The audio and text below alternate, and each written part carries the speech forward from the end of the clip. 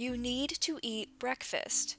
I've never eaten breakfast. In high school, I would head out for the day and my mom would hand me a granola bar, insisting I needed to eat something. But I just didn't feel hungry, so I shoved it in my backpack and forgot about it. Remembering the weird squished pancake of granola bars I would find at the bottom of my backpack after a few weeks made me disappointed in myself and kind of grossed out. Not eating my breakfast was more than a waste of perfectly good granola bars, it was affecting my health. We've all heard it. Breakfast is the most important meal of the day, and so my morning meal journey began. Starting these 4 weeks, I expected a few pros and cons. Starting with the cons, breakfast is food, and food costs money. I already had the means for 2 meals. The first was a smoothie.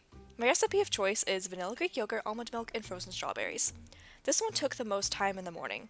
Plus, I was blending at 7 a.m., which my roommates didn't exactly appreciate. The second was an omelet.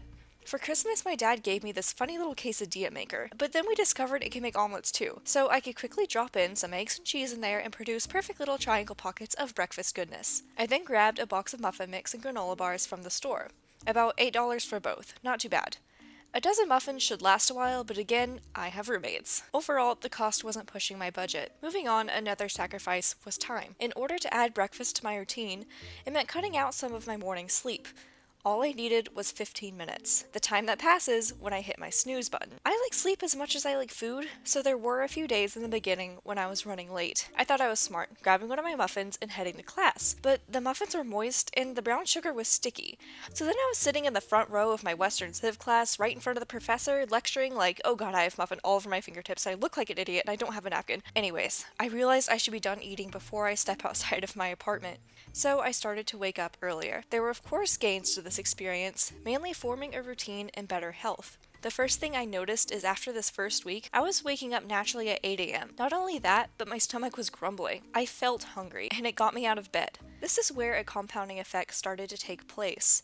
Because I was waking up early, I got tired sooner at night and went to bed on time. I used to stay up late working on projects and sleep in as much as possible in the morning. During those late nights, I would get hungry and eat unhealthy or unnecessary snacks. Now I get my work done as soon as possible, knowing I'll tire out the later it gets, and I don't even feel hungry late at night anymore because I've already had 3 meals. I don't own a scale, but I can guarantee this also helped me lose some weight. When you eat in the morning, you naturally burn off some calories throughout the day. When I was snacking at night, I immediately put my body at rest, and the calories had nowhere else to go. I also discovered that I'm not alone. According to the Huffington Post, 31 million Americans don't eat breakfast. That's 10% of the population.